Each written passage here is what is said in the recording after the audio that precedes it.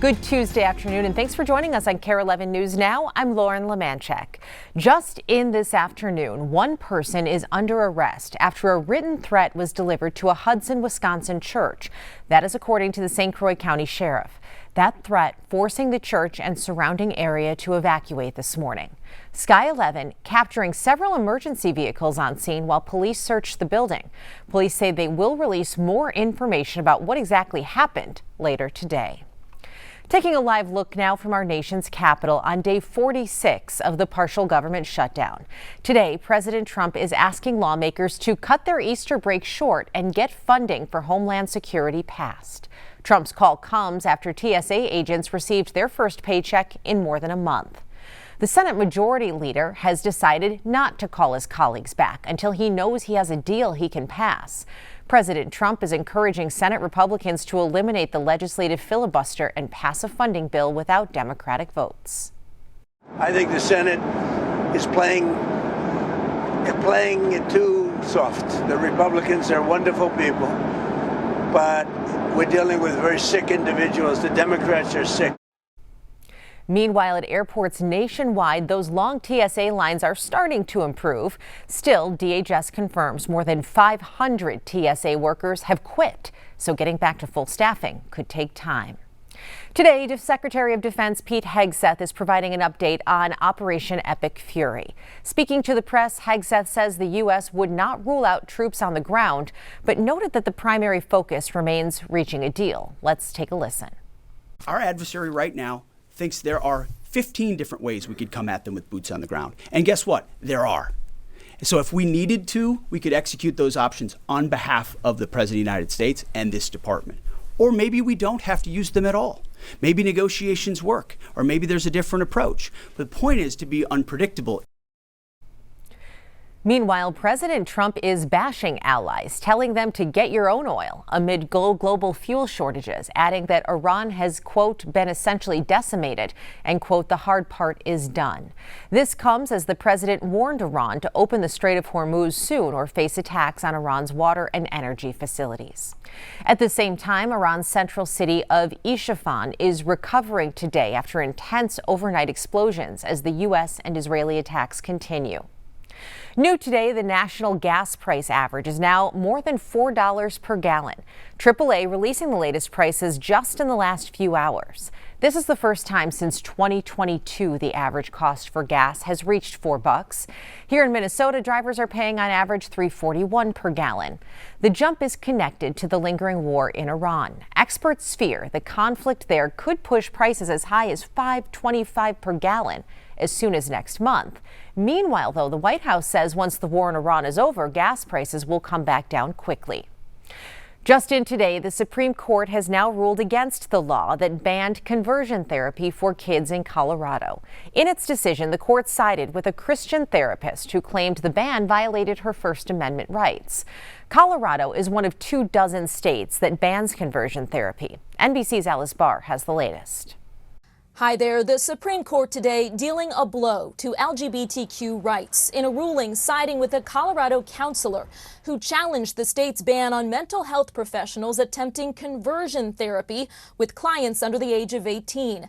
That's the highly controversial practice of trying to change someone's sexual orientation or gender identity. When Colorado lawmakers passed the law in 2019, they cited a, quote, growing mental health crisis among Colorado teenagers and mounting evidence that conversion therapy is associated with increased depression, anxiety, suicidal thoughts, and suicide attempts. The counselor who challenged here argued the ban discriminates against her First Amendment rights to free speech and religion, while the state had argued the law is instead about professional conduct and providing harmful or discredited counseling techniques. The justices now ruling 8-1 that the case did center on free speech and that the Colorado law suppressed the counselor's speech based on viewpoint. Only Justice Jackson dissenting. The ruling could have broad implications for more than 20 states with similar bans. In Washington, Alice Barr, NBC News. Right now, opening statements are underway in the murder trial against a Minneapolis man accused of shooting and killing his ex-girlfriend. David Wright is charged with second-degree murder. In September, Mariah Samuels was found dead outside of her North Minneapolis home. Police say multiple witnesses described seeing a man matching Wright's description at the time of the shooting. The incident happened less than a month after a court granted Samuels a protection order against Wright. Developing now, a state-run mental health hospital is facing a federal lawsuit, saying just hours before a patient killed his roommate, staff let him play violent video games, triggering his psychosis. Raya Katene has the details.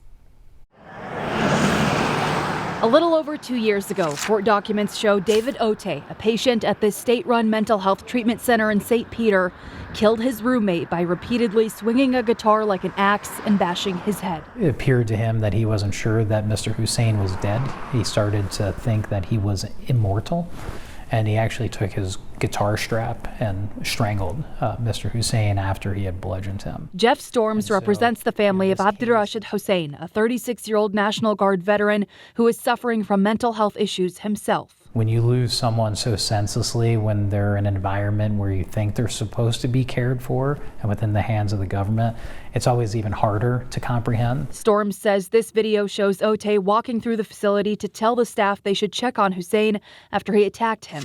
In the summer of 2024, a judge ruled that although Otte did kill Hussein, he was not guilty of criminal charges because of his mental illness.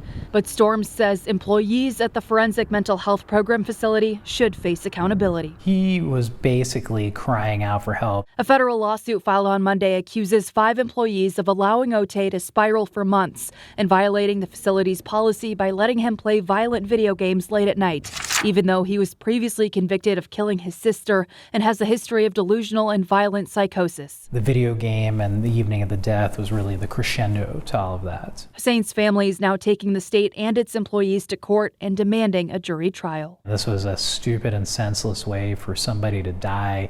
They owed him constitutional duties.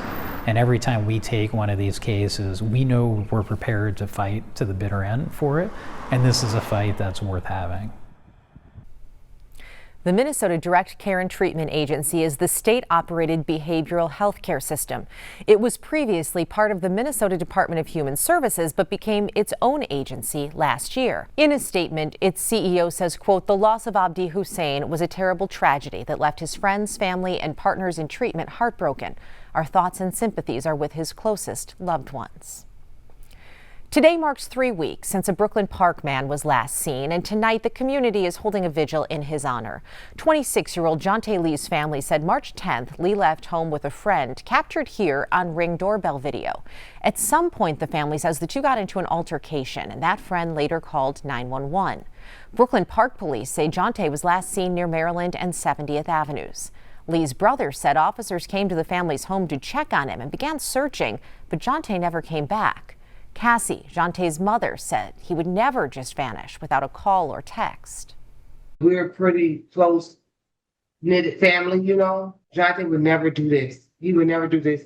He will always, no matter what, make contact with me no matter where he's at. We want to know where Jonte is. We just want to bring him home. Well, this is Jonte's 27th birthday. His family and friends will gather for a candlelight vigil at Wagner's Drive-In in Brooklyn Park at 8:30. They're urging anyone with information about where he might be to contact police. We have a link on our website, kare11.com, with information on how to do so. Dramatic new video shows just how close a wildfire came to a home in western Minnesota. Firefighters say it's the fastest moving fire they have ever seen. That fire broke out midday Saturday in Lake Benton, about 3 hours west of here, when most of the state was under a red flag warning. Jennifer Hoff has more on that fire and the overall risk. The sound on surveillance video, deafening. To see through that wildfire smoke, impossible, but smelling it was Teresa Jorgensen's first clue something was wrong. That tells you something's gone awry, because nobody should be having anything lit. There were red flag warnings across much of the state over the weekend, including Lake Benton, where Jorgensen lives, backed up to a hill as high as 2 football fields. I knew I needed to evacuate because whatever was coming was coming. High winds and even higher temps put the western Minnesota town at risk, fueling the fire Jorgensen said moved 10 feet every second. Do I grab my computer? What do I grab? What is my livelihood? And it was terrifying. But had I not smelled the smoke and I would have been downstairs, it would have been too late. 2 days later, the damage is deep. An exclusive look by drone from the sheriff's office spread across 130 acres. Firefighters from 5 departments would battle. The ground was still a little damp in a lot of places, so it slowed it down just enough and gave us just enough time to get there. So, yeah, we were lucky. Spraying down trees and spot fires, Jorgensen says saved her property, seen barely spared even from the air. They were taking care of our community, and they are heroes to me. A lot of luck and a stark reminder. Wildfire season is just heating up. It came that fast. Jorgensen says her biggest takeaway is to make a fire evacuation plan. Meanwhile, the DNR says it's still restricting open burning in more than 24 counties. The moisture this week will help, but it won't be until all that vegetation really greens up before the risk is low again. Stick with us. More news and weather's coming up after the break.